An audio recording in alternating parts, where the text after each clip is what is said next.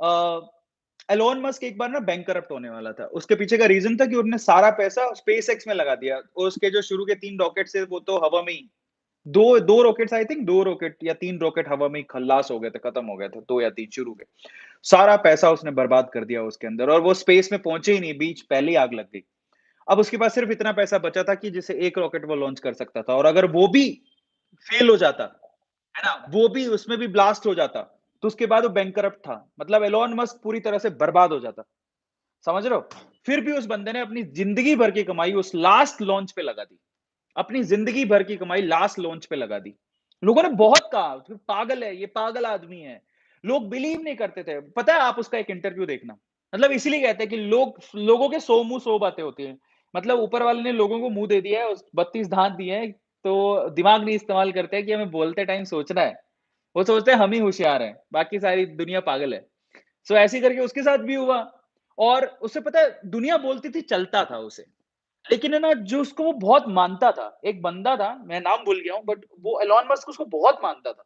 बहुत ज़्यादा गुरु की तरह मानता था। मतलब ही रिस्पेक्ट हिम अ लॉट।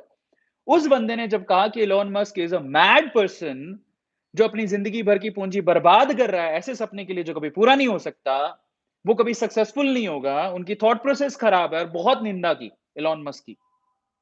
ठीक है? अब मैं आपको बताता हूँ असली बात। जब ये सारा हो गया तो उसे बड़ा दुःख हुआ, पर उसने कुछ बोला नहीं।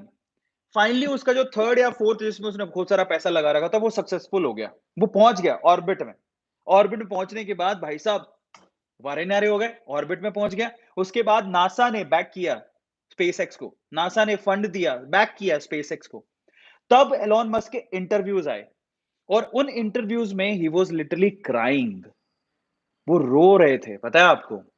वो रो रहे थे और रोते हुए मतलब उनकी आँखों में आँसू था। क्यों पता है? वो रोते-रोते ये बोले कि मैं उस बंदे की बात करते हुए कि मैं उस बंदे को अपना आइडल मानता था। आइडल मतलब मैं उन्हें रिस्पेक्ट से देखता था और क्योंकि ये सवाल इंटरव्यूअर ने पूछा था कि तुम्हारे आइडल ने ऐसा बोल दिया तो तुम्हें कैसा लगा? Then he was crying and he was saying कि मैं उन्हें अपना आइडल मानता था और जब उन्होंने ये बात बोली तो and I was so emotional at that time कि वो ऐसा कह रहे हैं। समझ रहे हो? ये बहुत मायने रखती है। आप जब किसी को चोट पहुँचाते हो ना, कुछ भी गलत बोल के बिना सोचे-समझे, आपने तो शब्द निकाल दिए अपने मुँह से, क्या फ़र्क पड़ता है? आपको तो लग रहा है, क्या ही फ़र्क पड़ता, है ना? हमें तो पैदा किए ऊपर वाले ने, मुँह दिया है, बोलो।